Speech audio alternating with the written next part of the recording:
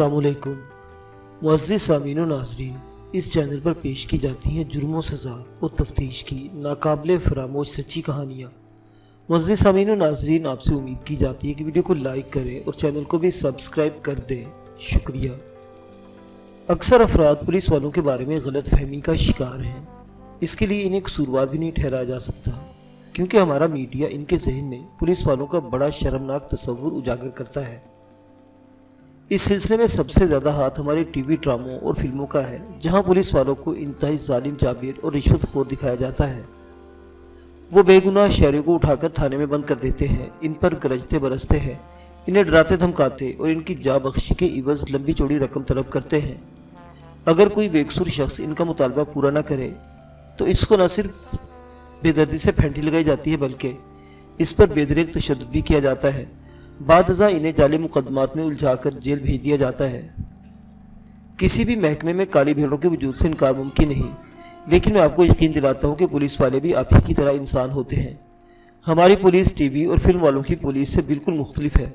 हमारे थानों में शुरफा का एहतराम किया जाता है, इन्हें इज्जत से कुर्सी पर बिठाया जाता है, इनके मसाइल पूरी तवज्जो से सुने जाते हैं और मुमकिन हद तक इनकी मदद भी की जाती है। अलबत्ता मुजरिमों के साथ पुलिस सख्ती करने पर मजबूर होती है। वो आसानी से जुबान खोलने पर तैयार नहीं होते और झूठ बोलकर खुद को सज़ा से बचाने की कोशिश करते हैं। लिहाजा सच उगलवाने के लिए पुलिस को इनकी खातिर मदारत करना पड़ती है। आज मैं आपकी खिदमत में एक इबरतनाक वाक़या पेश करता हूँ। वो मौसम गर्मा की एक खुशगवार सुबह थी। हल्की हल्की हवा चल रही थी। मैं मुकल्लफ वर्दी में मुलबूस थाने पहुंचा तो पता चला कि गन्ने के खेतों में एक नौजवान शख्स की लाश मिली है। लाश की इत्तला देने वाला एक गरीब सूरत मज़ारा था। इन दिनों गन्ने की फसल की कटाई शुरू हो चुकी थी। मज़कूरा मज़ारे का नाम चिरागदीन था। चिरागदीन ने मुझे बताया कि वह हस्बे मामूल गन्ने की कटाई में मसरूफ था। जब वो एक खेत के अंदरूनी हिस्से में पहुंचा तो वह एक नौजवान को औंधे मुंह पड़े देखकर चौंक उठा। करीब जाकर जब चिरागदीन ने इसका जायजा लिया तो इससे ये समझने में ज़रा भी देर न लगी कि वो शख्स अब जिंदा नहीं था। चिरागदीन ने अपनी दरांती वगैरह खेती में छोड़ी और फिर इस वाक़े की इत्तला देने थाने चला आया था। मैंने पूरी तवज्जो से बात सुनने के बाद चंद सिपाहियों को साथ लिया और मौका पर पहुंच गया। इस वक्त 9:30 बज चुके थे जब कुआं पर अच्छे खासे लोग जमा थे। मैंने सबको पीछे हटाया और नौजवान की लाश का जायजा लेने लगा। मुझे पहले ही नज़र में अंदाज़ा हो गया था कि मज़कूरा नौजवान ज़िंदगी की कैद से आज़ाद हो चुका है। ये बात भी यकीनी थी कि इसे कत्ल किया गया है। मकतूल की उम्र का अंदाज़ा मैंने 24-25 साल के दरमियान लगाया। इसने 2 घोड़ा मार्का बोस्की की शेरवानी कॉलर कमीज पहन रखी थी। इस वक्त के रिवाज के मुताबिक बोस्की की कमीज के साथ कोरे लट्ठे की शलवार भी इसके जिस्म पर नजर आ रही थी। मकतूल के पाँव में कोहाटी चप्पल थी। अपनी शक्ल सूरत और वज़ाकता से वो एक नफीस और आसूदा हाल शख्स दिखाई देता था।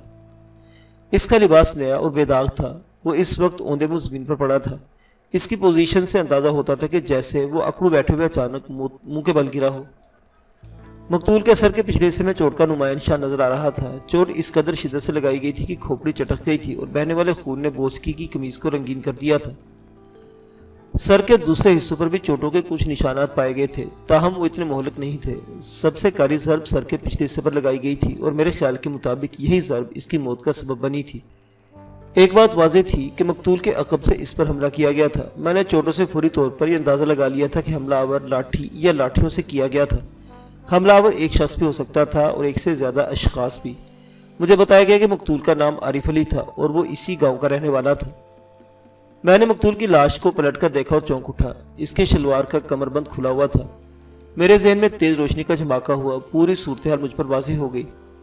यह बात यकीनी थी कि जब मकतूल के अक़ब से हमलावर ने इसके सर को निशाना बनाया, इस वक्त मकतूल पेशाब करने के लिए बैठा हुआ था। मैंने पूरी तरह लाश का जायजा लेने के बाद मकतूल की तलाशी ली। मकतूल की सामने वाली जेब में एक अदद हाथ का कड़ा हुआ रेशमी रुमाल, एल्युमिनियम की छोटी कंघी और कुछ कागजात बरामद हुए। कमीज के साइड वाली जेब में एक छोटी सी डिबिया मिली। ये सोने के जेवरात रखने वाली डिबिया थी। इसके साइज और बराबर से अंदाजा होता था कि वो अंगूठी के लिए बनाई गई थी, लेकिन इस वक्त तो डिबिया खाली थी, अंगूठी इसमें मौजूद नहीं थी। मैंने मकतूल की जेब से बरामद होने वाले कागजात को देखना शुरू किया तो कागजात के अंदर से कुछ रकम निकली। वो 160 रुपये मालियत के छोटे बड़े नोट थे। इन्हीं कागजात में सोने की अंगूठी की एक रसीद भी बरामद हुई। ये रसीद महबूब ज्वेलर्स की थी और पता सराफा बाजार लाहौर का था। रसीद पर 1 माह पहले की तारीख दर्ज थी। इस रसीद के मुताबिक 5 माशा वजन की एक तलाई अंगूठी मुबलिक 45 रुपये में खरीदी गई थी। खरीदार का नाम आरिफ अली था। میں نے مقتول کی جامع تلاشی سے برآمد ہونے والی تمام اشیاء کو اپنے قبضے میں کیا اور گھوم پھر کر جائے واردات کا جائزہ لینے لگا۔ جس کھیت میں سے مقتول کی لاش ملی تھی اس کے قریب ہی ایک ٹیوب ویل تھا۔ میں وقوع کا نقشہ تیار کرنے میں مصروف تھا کہ پتہ چلا کہ مقتول عارف علی کا بڑا بھائی نظر علی اس آنے کی اطلاع پا کر موقع واردات پر آن پہنچا ہے۔ نظر علی سیدھا میرے پاس آیا۔ میں اس وقت لاش کے قریب ہی کھڑا تھا۔ وہ اپنے بھائی کی لاش کو دیکھتے ہی گلوگیر آواز میں بولا، تھاندار صاحب یہ کیا ہو گیا؟ میرے بھائی کو کس نے قتل کیا ہے؟ میں نے اس کے کندھے پر ہاتھ رکھتے ہوئے تشفی آمیز لہجے میں کہا، نظر علی میں اسی بات کا پتہ چلانے کی کوشش کر رہا ہوں، تمہارے بھائی کا قاتل کون ہے اور اس قتل کا محرک کیا ہے۔ اس کے لیے مجھے تمہارے بھرپور تعاون کی ضرورت ہے۔ میں ہر قسم کے تعاون کے لیے تیار ہوں، وہ آنسو پوچھتے ہوئے بولا۔ میں نے پوچھا، تمہارے خیال میں عارف علی کو کس نے قتل کیا ہوگا؟ میں کچھ نہیں جانتا جناب، وہ دکھی لہجے میں گویا ہوا۔ عارف علی رات کو بھلا چنگا چھت پر سونے کے لیے گیا تھا، مجھے کیا پتا تھا کہ اب اس کی لاش دیکھنے کو ملے گی۔ تمہیں کسی پر شک ہے؟ نہیں جناب۔ میں نے پوچھا، عارف علی کی کسی سے دشمنی وغیرہ تھی؟ ایسی کوئی بات نہیں تھی جناب، نظر علی نے بتایا، وہ تو سب کا دوست تھا، کوئی شخص اس سے دشمنی کر ہی نہیں سکتا تھا۔ میں نے کہا، نظر علی، کوئی کسی کو بلا وجہ قتل نہیں کرتا، ایسا کام کوئی دوست نہیں بلکہ دشمن ہی کر سکتا ہے، اور تم کہتے ہو اس کا کوئی دشمن نہیں تھا۔ آپ پورے پنڈ سے پوچھ لیں جناب، عارف کی کسی سے لڑائی نہیں تھی، آج تک کسی سے اس کا معمولی سا جھگڑا بھی نہیں ہوا، سب اس کی تعریف کرتے تھے۔ نظر علی، میں نے ٹھہرے ہوئے لہجے میں کہا، جہاں انسان کے 100 دوست ہوتے ہیں وہاں ایک آدھ دشمن بھی ہوتا ہے، اور بعض دشمن تو دوستنما ہوتے ہیں، لگتا ہے یہ بھی کسی ایسے ہی دوستنما دشمن کا کام ہے۔ وہ رو دینے والے انداز میں بولا، میری تو مت ماری گئی ہے، کچھ سمجھ نہیں آ رہا کہ میرے گبرو بھائی کو کس کی نظر لگ گئی۔ وہ دونوں ہاتھوں سے سر تھام کر بھائی کی لاش کے نزدیک ہی زمین پر بیٹھ گیا۔ میں نے ضابطے کی کارروائی مکمل کرنے کے بعد عارف علی کی لاش پوسٹ مارٹم کے لیے ضلع اسپتال بھجوا دی اور موقع پر موجود افراد کے بیانات قلم بند کرنے لگا۔ تاہم کوئی ایسی بات معلوم نہ ہو سکی جو عارف علی کے قتل پر روشنی ڈال سکتی۔ مجموعی طور پر مجھے جو معلومات حاصل ہوئی اس کا خلاصہ یہ تھا کہ عارف علی ایک مہذب، پڑھا لکھا اور سلجھو انسان تھا۔ وہ گریجویٹ تھا اور ابھی تک اس کی شادی نہیں ہوئی تھی۔ اس نے لاہور کے کالج سے گریجویشن کیا تھا۔ وہ کچھ عرصہ لاہور ہی میں ملازمت بھی کرتا رہا تھا اور کم و بیش ایک ماہ قبل گاؤں آیا تھا۔ اب اس کا ارادہ مستقل طور پر یہی رہنے کا تھا۔ عارف علی کو کبھی بھی کھیتی باڑی سے دلچسپی نہیں رہی تھی، لیکن حیرت انگیز طور پر اس مرتبہ جب وہ گاؤں آیا تو اس کا ارادہ یہ تھا کہ وہ اب کاشتکاری کے معاملات میں بڑے بھائی کا ہاتھ بٹائے گا۔ وہ باپ دادا کے پیشے کو اپنانے کا مصمم فیصلہ کر چکا تھا۔ اس کا خیال تھا کہ تعلیم یافتہ ہونے کی وجہ سے وہ زیادہ بہتر طور پر زمین کے معاملات کو دیکھ سکے گا۔ مقتول کے بارے میں اکثریت کا تاثر بہت اچھا تھا۔ عام رپورٹ یہی تھی کہ اس کا کوئی دشمن نہیں تھا اور گاؤں کا ہر شخص عارف علی جیسے بے ضرر اور خاموش طبع انسان کے وحشیانہ قتل پر حیرت زدہ تھا۔ لیکن میں کچھ اور ہی سوچ رہا تھا۔ میرے ذہن میں شک کے کئی دروازے کھل چکے تھے۔ میں اپنے ان خیالات کا اظہار آگے چل کر مناسب موقع پر کروں گا۔ جائے واردات سے فارغ ہو کر میں نظر علی کے ساتھ اس کے گاؤں چلا گیا۔ اس کا ایک چھوٹا سا گھر حویلی سے مشابہ تھا۔ نظر علی کی عمر لگ بھگ 40 سال تھی اور وہ شادی شدہ تھا۔ اس کے 3 بچے تھے۔ میرے پوچھنے پر اس نے بتایا کہ گزشتہ شب حسب معمول عارف علی رات کے کھانے سے فارغ ہونے کے بعد چھت پر چلا گیا تھا۔ موسم گرما میں چھت پر سونا اسے پسند تھا۔ گھر کے باقی افراد کشادہ سین میں سوتے تھے۔ میں نے پوچھا، نظر علی تمہارے بھائی کتنے بجے سونے کے لیے چھت پر گیا تھا؟ ٹھیک وقت تو مجھے اندازہ نہیں جناب، نظر علی نے بتایا، ویسے میرا خیال ہے وہ 10 بجے کے بعد ہی چھت پر گیا تھا۔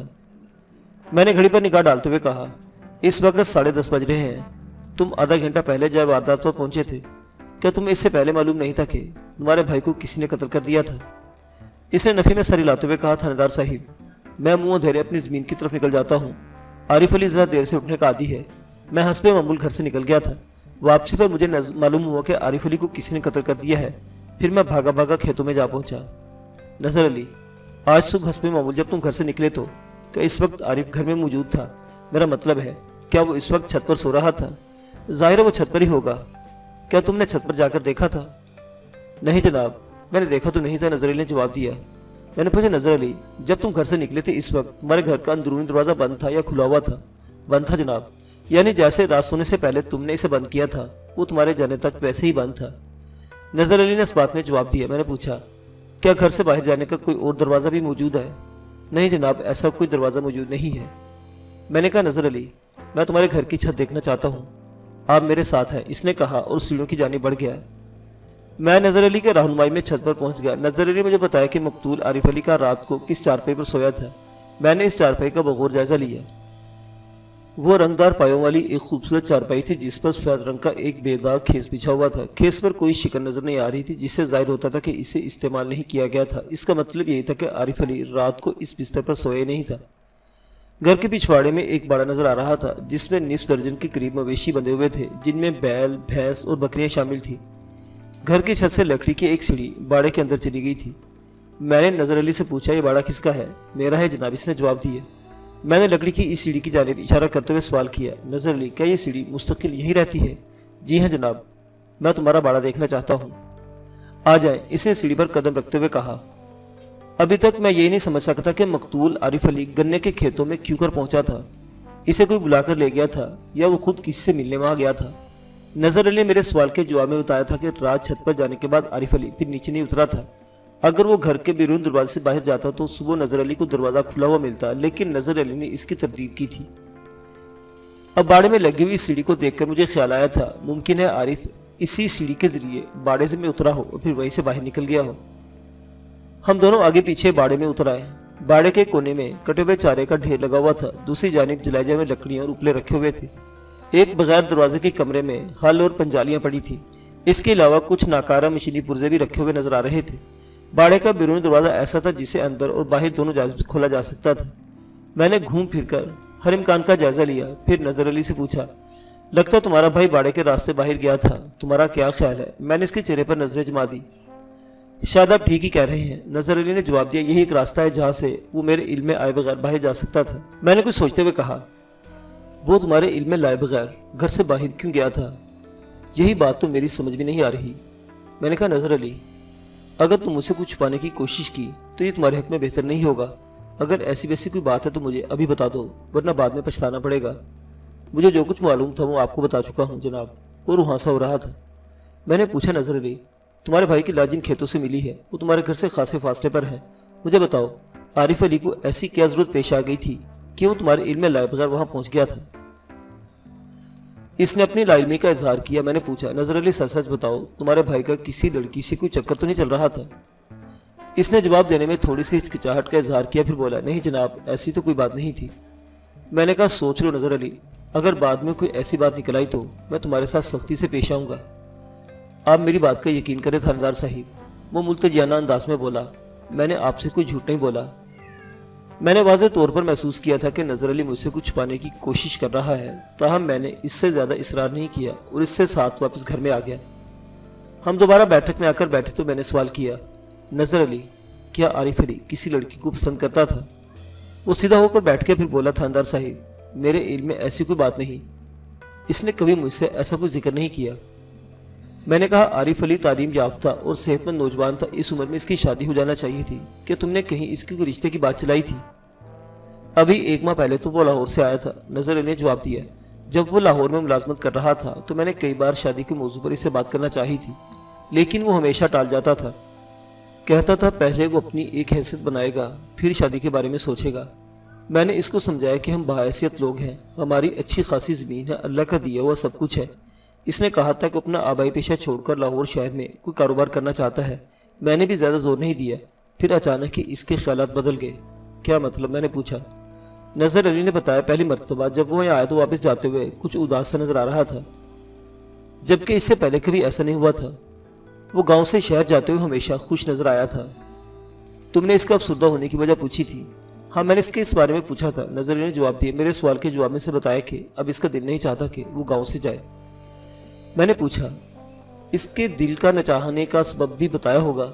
सबब तो नहीं बताया था, अलबत्ता ये कहा था कि मुमकिन है वो आखिरी बार लाहौर जा रहा हो। नजर अली ने कहा, और शायद इसने ठीक ही कहा था, क्योंकि इस मरतबा वही फैसला करके आया था कि अब वो मुस्तकिल गाँव में ही रहेगा, लेकिन गाँव में 1 माह से ज्यादा रहना इसे नसीब न हुआ। नजर अली की आवाज़ भर आ गई, किसी जालिम ने इसकी ज़िंदगी का चिराग ही गुल कर दिया। मैंने हमदर्दी से कहा, नजर अली, मुझे तुम्हारे भाई की नागहानी मौत का दुख है, तुम फिक्र न करो, मैं इसके कातिल को बहुत जल्द ढूंढ निकालूंगा, बस मुझे तुम्हारे ताउन की ज़रूरत है। आप हुक्म करें थानेदार साहिब, वो आंसू खुश करते हुए बोला। मैं जो कुछ कर सका ज़रूर करूँगा। मैंने कहा, नजर अली, तुमने अभी मुझे बताया कि पिछली मरतबा जब आरिफ गाँव आया था तो किसी वजह से इसका वापस जाने को जी नहीं चाह रहा था। तुम्हारे पूछने के बावजूद भी इसने इसका सबब नहीं बताया था। क्या तुमने इसके जाने के बाद अपने तौर पर कोई सुनगुन लेने की कोशिश नहीं की कि अचानक इसे गांव में ऐसा क्या नजर आ गया था کہ यहाँ से जाते हुए वो अफसरदा हो रहा था। वो एक सर्द आह भरते हुए गोया हुआ, थानेदार साहिब, मुझे खुद आरिफ की कैफियत से हैरत हुई थी और जैसा आप इस वक्त सोच रहे हैं ऐसा ही मैंने उस वक्त सोचा था। मेरा ख्याल तो था कि शायद गांव की कोई लड़की इसके पाँव की जंजीर बन रही है। मैंने अपने तय मालूम करने की कोशिश भी की लेकिन कोई सुराग नहीं मिल सका। मैंने पूछा, नजर अली, ज़रा सोचकर बताओ, आरिफ अली आम तौर पर कितने अरसे बाद गांव आया था? साल में एक मरतबा जनाब। यहाँ गांव में वो कितने ठहरता था? 10-12 दिन से ज़्यादा नहीं रुकता था। मैंने पूछा, क्या इस मरतबा भी वो पूरे साल के बाद ही वापस आया था? नहीं जनाब, नजर अली ने नफ़ी में सर हिलाते हुए जवाब दिया। इस बार तो वो 2 माह बाद ही वापस लौट आया था और ये फैसला भी करके आया था कि अब कभी गांव से नहीं जाएगा। जी हाँ। इसका मतलब ये हो कि गांव में किसी चीज़ से इसका दिल लग गया था। मैंने पुरसोच अंदाज में कहा, एक जवान और खूबसूरत शख्स का दिल किसी लड़की में ही लग सकता है नजर अली। हो सकता है ऐसा ही हुआ हो, नजर अली ने कहा, लेकिन मैं इस बारे में कुछ नहीं जानता। वक़ूआ पर मैंने कुछ अफराद के बयानात नोट किए थे। इस वक्त मेरे जहन में कई मशकूक सवालात सर उभार रहा था। इन्हीं एक सवालात में एक नजर अली के बारे में भी था। मुझे पता चला था कि मकतूल आरिफ अली को काश्तकारी से कोई लगाव नहीं था और ज़मीन और जिम्मेदारी के सारे मामलात नजर अली के हाथ में थे। छोटे भाई ने ना तो कभी बड़े भाई के काम में मुदाखलत की थी और ना ही कभी किसी हिसाब किताब के बारे में कोई सवाल किया था। अब वो अचानक सब कुछ छोड़ छाड़ कर गाँव आ गया था और अपना आबाई पेशा अपनाने का इरादा रखता था। इन हालात वाक़यात की रोशनी में इस बात का इम्कान बहरहाल मौजूद था कि मकतूल आरिफ अली के इस अचानक फैसले से नजर अली को तशवीश हुई हो। इससे सोचा हो कि आगे चलकर छोटा भाई कहीं ज़मीन के बंटवारे का टंटना न खड़ा कर दे या आजकल का हिसाब तलब न कर ले। जन जर और ज़मीन के मामलात में कोई भी बात खाली अज़ इम्कान नहीं होती। मुमकिन है नजर अली ने खुद ही भाई को रास्ते से हटा दिया हो। इस सवाल की रोशनी में मैंने नजर अली से पूछा, नजर अली, मैंने सुना तुम्हारा भाई अब खेती बाड़ी का इरादा रखता था। आपने ठीक सुना है जनाब, इसने जवाब दिया। हालांकि इससे पहले वो इस काम से कतराता रहा था। मैं इसके काश्तकारी के फैसले पर बहुत हैरान हुआ था। अब तो तुम्हारी हैरत दूर हो गई होगी। मैंने इसकी आंखों में झांकते हुए चुपते हुए लहजे में सवाल किया।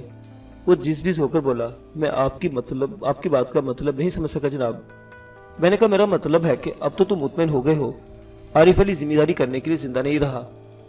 तुम इसी तरह अपना काम चलाते रहोगे जैसा अब तक करते आए हो। वो मेरे सवाल का मकसद समझ गया, जल्दी से बोला, आप बिल्कुल गलत समझ रहे हैं जनाब। आप खामखा मुझ पर शक कर रहे हैं। मैं अपने भाई की जान लेने का तो कभी तसव्वुर भी नहीं कर सकता। मैंने कहा, नजर अली, इसमें कोई शक नहीं कि आरिफ अली तुम्हारा छोटा भाई था। इसकी मौत का जितना दुख तुम्हें हो सकता है इतना किसी और को हो ही नहीं सकता। लेकिन मैं अपने फराइज से मजबूर हूँ। मैं कातिल का सुराग लगाने के लिए छोटी से छोटी बात को भी नज़रअंदाज नहीं कर सकता। तुम्हारी इत्तला के लिए बता दूं कि तुम्हारी ज़ात पूरी तरह शक से पाक नहीं है, ख़ास तौर पर इन हालात के पस मंज़र में कि मकतूल पूरे जोश के साथ खेती बाड़ी करने का इरादा रखता था।